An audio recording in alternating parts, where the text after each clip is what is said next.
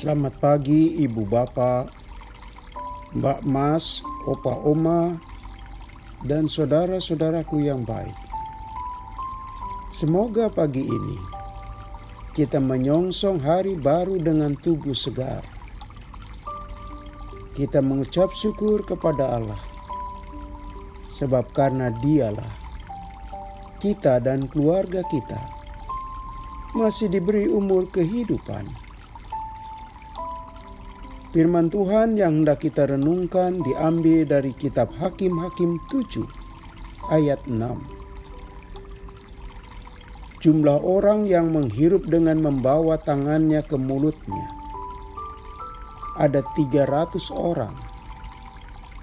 Tetapi yang lain dari rakyat itu semuanya berlutut minum air. Saudaraku, kita pernah merenungkan bacaan ini. Waktu itu, kita mengangkat arti penting tentang kualitas. Betapa diperlukannya sebagai orang Kristen yang bermutu. Bukan berapa banyak jumlah orang Kristen yang ada,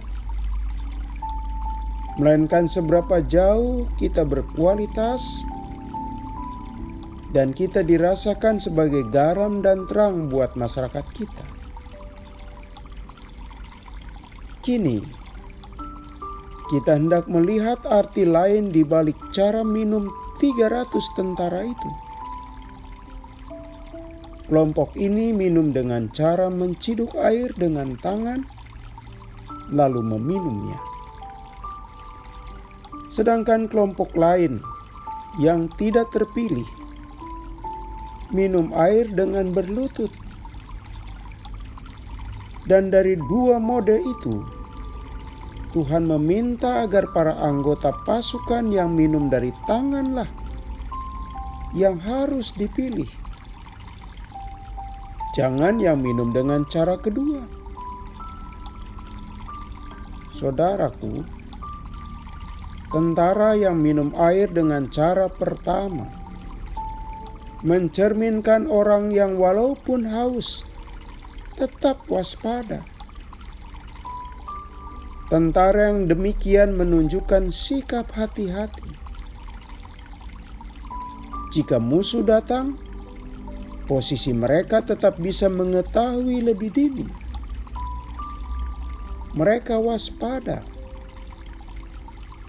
Dengan kata lain, tentara yang minum dengan cara menghirup air dengan tangan adalah tentara yang disiplin. Pembelajaran dari pesan Tuhan ini adalah kondisi haus tidak boleh menganggap remeh keadaan sekelilingnya.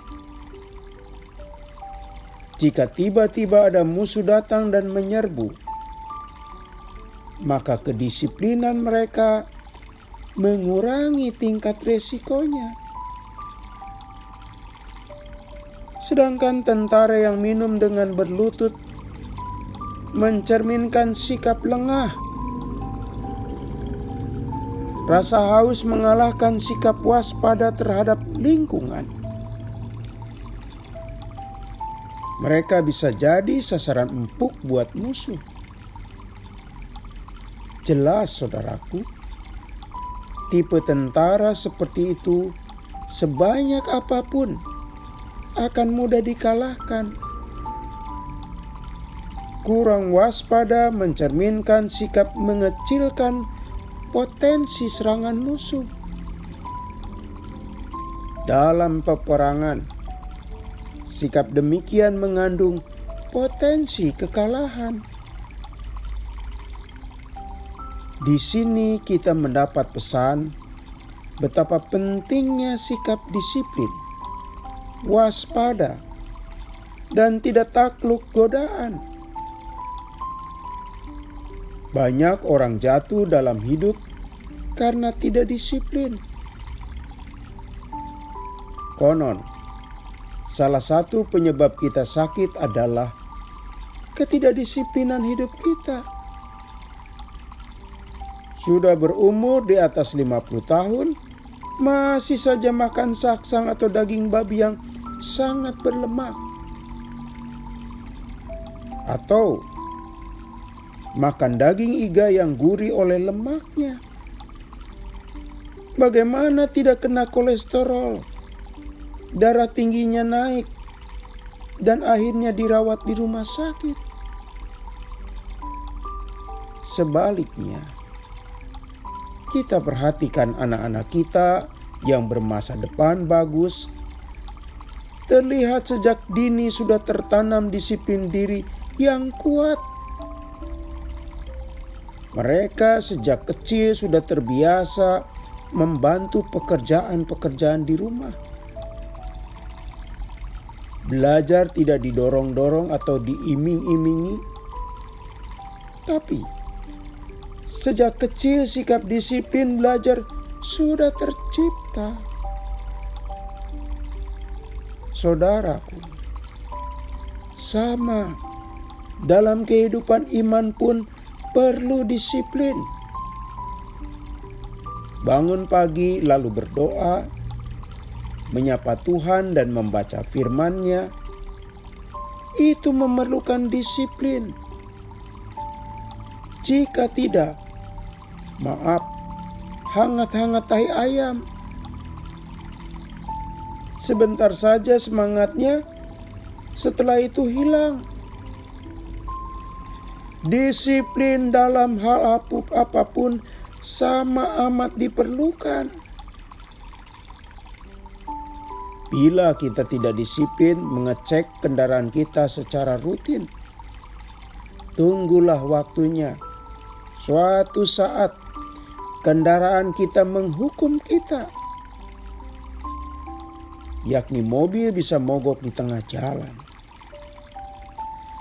Saudaraku, tiap hari mereka yang sembuh dari virus COVID-19 menunjukkan angka melegakan.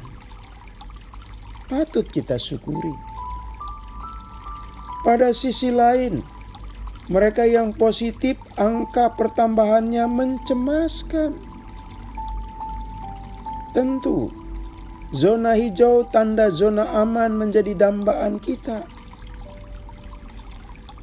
Sering pertanyaan muncul berulang-ulang.